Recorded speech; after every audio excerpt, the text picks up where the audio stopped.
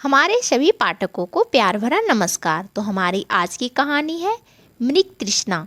सुहानी शाम की बयार बह रही थी और माँ का रक्तचाप और मधुमेह नियंत्रण रहे, इसलिए सुहानी पिता को घर पर चाय बनाकर देकर माँ के साथ घर के बगल वाले पार्क में टहलने जाती थी। टहलने के बाद माँ के साथ वहीं बेंच पर बैठ गई और पड़ोस की एक बुजुर्ग महिला के साथ माँ को बातें करते देख अतीत में खो गई थी। सुहानी सलोनी संभवी एक के बाद एक लड़कियां लड़के की चाह में आ गई थी।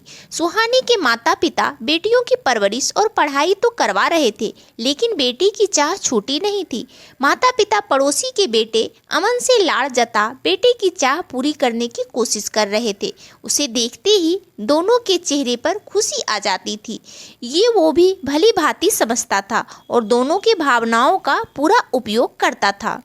तीनों बहनें कुढ़कर रह जाती थी। कुछ कहने पर माँ का एक बेटा होता तो अच्छा था का प्रलाप आरंभ हो जाता था। इस चक्कर में बेटियों के साथ दोनों सिर्फ जिम्मेदारी का निर्वहन कर रहे थे। क्या है माँ, नहीं बांधनी हमें उसे राखी। सुहानी माँ के द्वारा हर साल अमन को राखी बांधने के दबाव पर उबकर कहती है। क्यों बचपन से बांध तो रही है, माँ ने गुस्से में कहा। आपके डर से, देखती नहीं हो कैसे गार्जियन बना रहता है हमारा, जैसे हमारी कोई जिंदगी ही नहीं। हमसे ये दोष बर्दाश्त नहीं होती है, सलोनी ने कहा। भाई होने का फर्ज निभाता है, मिठाई के डिब्बे देखते हुए सुहानी के पापा रघुनाथ सिंह ने कहा। नहीं पापा, कोई भाई होने का फर्ज नहीं निभाता है, आप दोनों का फायदा उठाता है। जो आपके मम्मी पापा उसे नहीं देते, आप दोनों से लेकर चला जाता है। सुहानी कहती है, अरे इतना है तो तुम तीनों में कोई एक बेटा बनकर क्यों नहीं आ जाती। सुहानी की माँ कहती है। माँ की ऐसी बात पर सुहानी हतबुद्धि सी माँ को देखती रह जाती है। क्यों आप लोग मृग तृष्णा में भटक रहे हैं, क्यों दूसरे के बच्चे के लिए अपने बच्चे को हीन महसूस करवाते हैं। सुहानी बिफरती हुई बोली। बस बहुत हो गया, थोड़ी देर में अमन आता ही होगा, उसके सामने कोई तमाशा नहीं होना चाहिए, रघुनाथ सिंह कहते हैं। अमन अकड़ता हुआ आया और राखी बंधवाकर सुहानी के माँ के पैसों से ही तीनों बहनें को नेक देकर और ढेर सारे उपहार लेकर सुहानी की ओर देखता अपने घर की ओर प्रस्थान कर गया। समय अपनी गति से चलता रहा। तीनों बहनों की शादी हो गई, माता पिता भी अशक्त होते जा रहे थे, लेकिन अमन का मोह खत्म नहीं हो रहा था। अचानक एक दिन सुहानी की माँ की तबीयत खराब हो गई। रघुनाथ सिंह अमन को उसके मोबाइल पर खबर कर पत्नी को लेकर हॉस्पिटल दौड़े और अमन आने का वचन देकर भी नहीं आया। सामने पड़ने पर बहाना बनाकर चलता बना। धीरे धीरे दोनों पति पत्नी बुढ़ापे के कारण अशक्त होते जा रहे थे। तीनों बहनें हर जतन करती थी कि माता पिता उसके साथ रहे और प्रसन्न रहे, लेकिन उसके माता पिता को अमन का मोह खींच लाता था।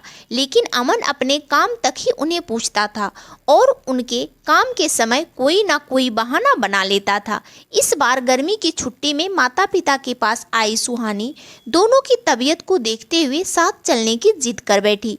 किस मुँह से, किस अधिकार से चलें बेटा, तुम तीनों ने हमेशा हमें सम्मान दिया और जिस प्यार पर तुम तीनों का अधिकार था वो हम किसी और को देते रहे।